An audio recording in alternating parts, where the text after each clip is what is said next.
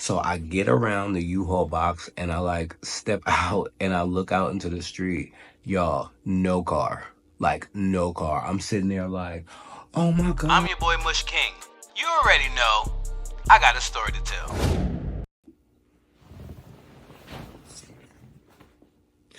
Hey, what it is, boys and girls, it's your boy Mush King, and you're now tuned into an all-new episode of A Story to Tell right here on the CWF Network, where we bring you big content in small pieces. What is up, everybody?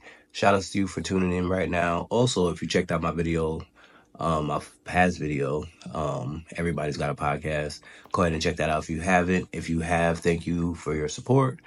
And make sure you just keep on sharing. We're trying to get this channel monetized, and so that's why we're here. But today, guys, you already know, like, A Story to Tell is a show where I like to tell stories of my life, my crazy life. And in the past 6 years, I tapped on this a little bit in the past episode. Like I said, the past 6 years have been rough. And, bruh, let me tell you something. Side note, before we get started, my eczema went crazy last week, like crazy. End up getting like a small infection with this eczema. My leg end up getting swollen. Like when I tell you, the things just don't stop here at the Mush King show. Like the Mush King show is wild. But the last 6 years have been wild, and I just wanted to come today and share a little story about there's so many things that happened in the past 6 years, but specifically I want to talk about my time in Atlanta and how the final straw that kind of like broke the camel's back. So if you're into this kind of thing, make sure you are subscribed and press the like so your boy can grow. But anyway, let's get into the story. So boom, right? We moved to Atlanta in June of 21. Now, mind you, when we moved, it was only really because it was the middle of the pandemic. We were living in North Carolina. There was really nothing to do. North Carolina was closed. Like, I don't even think they were opening restaurants yet. So one weekend we went to Atlanta, and Atlanta was open, like the clubs was open and stuff like that. So I was just like, okay, cool. Like, we just kept driving back and forth. So it was 5 hours one way, 5 hours back. So we would take in this 10-hour trip like every other weekend. So then finally, like, we went there and was just like, you know what? We kind of like this. Like, every time we come here, we're having a good time. We have friends that live here, like all of that, all of that. So we end up moving. And not only did we just end up moving there, we moved right into the dead center of our friend group. Like, we were all in close proximity. Now, mind you, I am a person who never really lived by friends. People would always say, oh my God, Mush, you live so far. Like, oh my God, you live so far.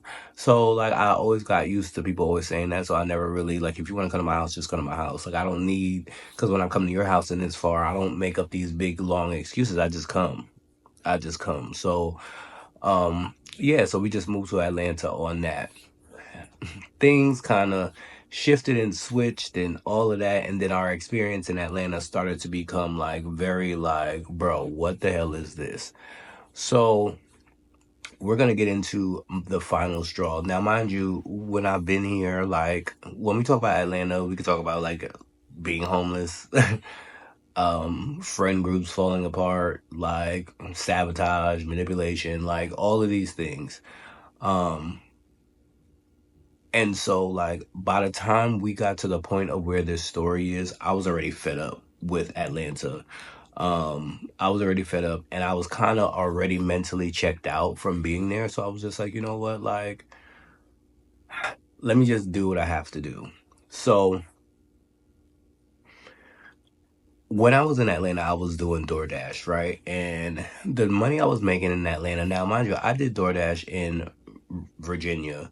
And I was making bread there. Like, I was making almost $3,000 a month just by delivering food. And so, like, when I was in Atlanta, it was nowhere near that type of money.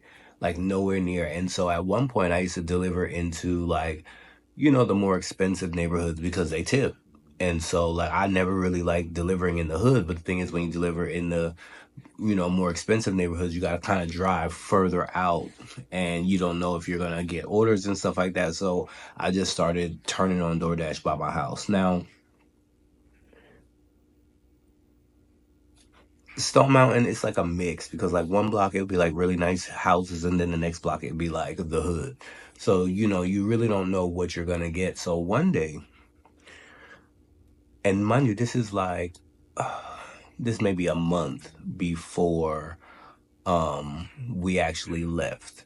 So one day I was just like, you know what, let me just go do a couple dashes, whatever. So I'm out there, I'm just doing my dash. Now mind you, I got an order, and I went to go pick up the order. I forget where it was from, but it was something silly. But I remember in the directions, it was just like, hey, just had surgery. Do you think you could just, wait for me at the door for a little bit until I come? Like, because I can't reach it off the ground. So I was like, okay, cool.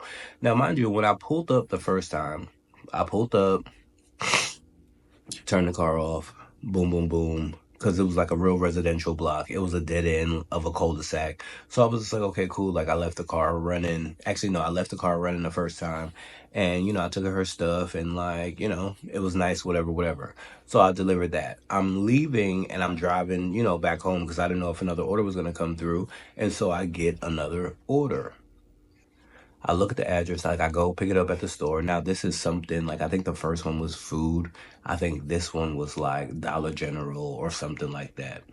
So same instructions, like, hey, do you think you can wait for me? So I went to the store, picked up the items. When I had, picked up the items and pressed complete, it showed me the address to deliver it to. And I remembered the address like from the last because I just delivered there. So I was like, oh snap, same address, whatever, whatever. So mind you guys, I so I pick up the stuff and drive back to the house because I remember exactly how to drive back and then where I picked up at the store it wasn't too far. So I go and I park the car. Now mind you, the car's still running. So in this lady's driveway, she had like one of those like U-Haul boxes, like they kind of just leave it there, you pack it up and then they come pick it up. So she had one of those in the driveway. So when I walked up to her door, I like, left the car running and I parked on the opposite side of the street. Now, mind you, going straight down is into the dead end, the cul-de-sac.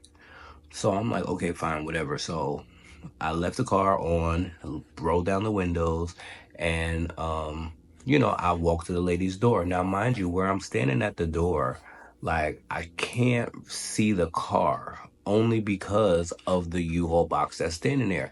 But like, I keep like peeking around and I could have swore that I heard the car and I'm just like do do do do like and so I'm waiting for her. Now I'm just like, I know this lady said that she just had surgery, but I'm like, dang, she's taking a long time. So finally, after like 5 minutes, I was just like, bro, like, I'm gonna put it on the ground. So I put it on the ground and I like went to go take a picture and text her, say like I had put it on the ground or whatever. And then like, so I turn around and I start walking back to the car. So I get around the U-Haul box and I like step out and I look out into the street. Y'all, no car. Like no car. I'm sitting there like, oh my God. Like this is Atlanta. So I'm like, oh my God, they stole my car. Oh my God. Like I'm just like, oh my God. Like I'm just standing there with my hand on my head and then like, so like I'm like this and like I turn and look, y'all. I see a car that looks just like mine, like all the way down the end of the block. So I fucking take off and start sprinting down the street towards the dead end. So I run down the street and I finally get to the car. Now, mind you, I'm like walking up to the car because I'm thinking that one of the YNs stole the car. Like, so I'm like, so when I walk up to the car, like my podcast is blasting. Like, and I'm just like, I press pause on that. Like, how the hell did that happen? So, like, I get in the car. The car is in drive, y'all. The car's in drive, the music's blasted. And so now what happened was where I was delivering the lady's food at was like here. The car was like all the way down here. The car rolled by itself. I parked on the right side. That car rolls forward across the street to the other side. Thank God there was no other parked cars. Thank God there was no kids outside. Like, there's so many thank gods. So like I run down, I look in there, there's nobody in the car, and I'm just sitting there and I see that the car's in drive, and I'm just like, what the fuck? And so like, okay, so then I'm just like, oh my God, I have to get from. So the car only stopped because the hood of the car got wedged under a mailbox. So when it got wedged under the mailbox. I was like, okay, cool. So I reversed the car to get the hood from under the mailbox. So I reversed the car to get from under the mailbox. In the process of me reversing the car to get it from under the mailbox, I reversed and then hit the mailbox behind me. So then knocked that mailbox over. So now I'm just freaking out. When I tell y'all, my heart was like, I just couldn't believe. I was just like, what the fuck? And so like I kind of like reversed into the street and then I drove off. But as I'm driving off, I see like this lady like on her phone, like just recording me as I speed off. And I'm just like, oh my God, I'm gonna end up on ATL Scoop. I'm gonna end up on the Shade Room. Like I was just like, oh my God, this is a mess. I called Derek and I'm like crying because I'm just like, oh my God, oh my God. Like, what do I do? Should I go back? Should I tell them like, hey, I hit your mailbox? But then I'm just like, what if they have a gun? What if they're upset? Like, this wasn't a nice neighborhood, but it wasn't the hood, and but it was in the middle. And you know, people in Georgia carry guns, and I just don't carry a gun, and so it's just like I'm just gonna be like, oh hey, knocked your mailbox over. Just wanted to come back and tell you. So then I get home and then go into a rabbit hole of like, it, you know, is this a crime and all this? I'm just like, oh my God, like. And that was my last straw. And it was my last straw because it's just like, y'all, I have been driving since I was 15 years old. Like, I learned how to drive at 15, been had my license since I was like 17. Like, and I've just been driving a long time. Like, anybody needs me to drive, I'm usually the guy who'll be like, okay, you know what, I'll drive. I know how to drive a car. And one thing I know is like, ain't no way a grown ass person who's been driving for a long time is going to get out the car with the car in drive and not realize that the car is in drive. Because when you do that, the car's gonna roll forward, and then your whole ankle gonna be fucked up if you try to get out. And so it's just like I don't even know how that car got into drive because I didn't leave it in drive. There's no way I was able to get out, get the bag that I got from the store, close the door, walk across the street without hearing that car roll forward. How did the music start playing again? Because I had it on pause. I had it on pause, and I'm just like, what the hell? And so it's just like that was the day I was just like, I gotta get out of here. I gotta get out of here because this town is cursed. Like, it's just like, I've been driving for a long time and never had a situation like that. And like I said, thank God, you know, there were no kids outside and there was like, you know, no real repercussions of that because that just could have been a real dangerous situation. And like, I was freaked out for weeks after that because I was just like, bro, I need to get out of here because this type of shit is gonna get me in trouble. Like, the way that the police just are always on patrol in Atlanta. It's just nuts. Like, it's just like, yes, you want to be like, oh, safety, like, you know, make sure the streets are safe. But then it's just like, damn, like, I can't even make a turn without the police being behind me. And even that is a little like, ugh. Like, who wants to deal with that? Who wants to see police all day? Like, not me. Like, I'm glad to know the police presence is there, but it's just like, I don't need to be looking at y'all all day. But yeah, that was, ooh. That was the reason that I had to get the hell out of Georgia. I was just like, that was the final straw. And like I said, like, it was just so much other things that happened. And that was, you know, that was the straw that broke the camel's back. And even after that, the Kia boys got us like 2 weeks later. So not only am I freaked out now because this whole situation happened with this car under the mailbox and shit, I'm thinking that the police still gonna come out. Oh my God, y'all. So then like we had an issue, we had an issue in our complex, our apartment complex. And so one day I was like doing work and I looked outside and there was like 6 cop cars like parked right in front of the car. And like when I tell you, I almost shitted on myself. I was just like, oh my God, they're here for me. I was like, oh my God, they're here for me for a mailbox. I was freaking out.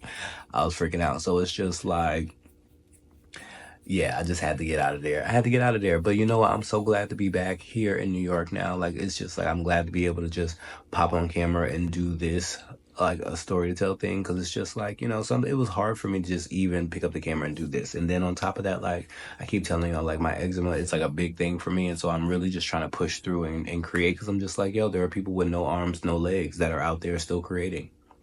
So you can't let a little skin problem like do you dirty. So we just out here trying to make it happen, trying to make some shit shake. And you know, as always, I just want to thank you guys for tuning in right here to a show where I like to tell my crazy stories of my life and all the things. So I think on the next one, I think I'm gonna go back and retell some of the other ones because I know some of you guys are new here.